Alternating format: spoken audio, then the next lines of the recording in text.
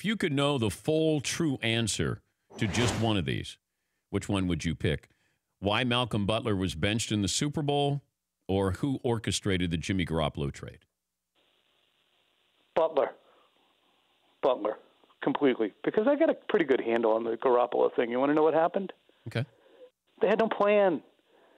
Brady screwed everything up by playing out of his mind from 2014 to 2017. The plan was to move on from Brady after 2017. And he played so well that in the 2017 season, when Garoppolo's contract was coming up, Don Yee is the agent for Brady and Garoppolo, so he had the insight into Tom's not going anywhere.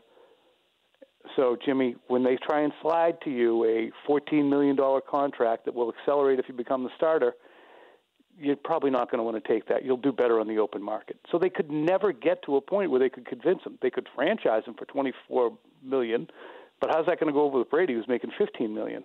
There was just nothing they could do. So while people say, well, Robert Kraft told Bill Belichick to trade him, I think it's more of, well, we're going to have to do something here soon.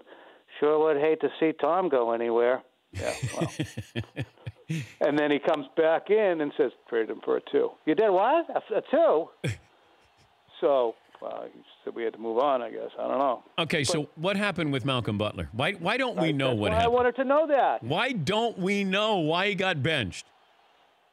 Because I think it has to do with interpersonal relations.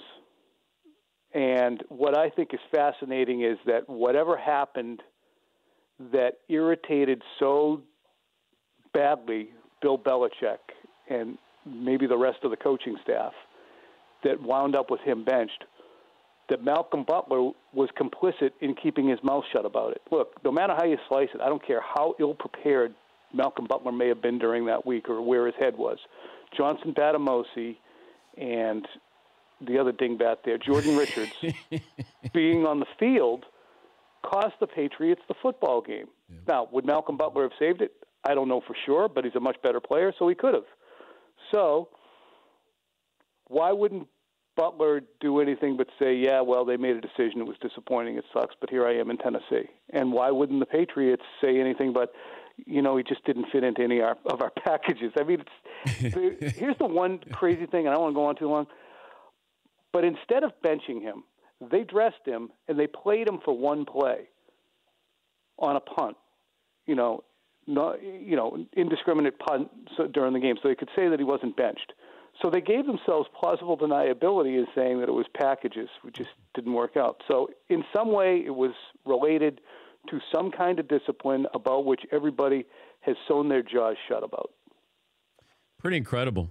Really is. One of the great mysteries. Everything is kept inside, in-house there in New England. It'll eventually get out, right?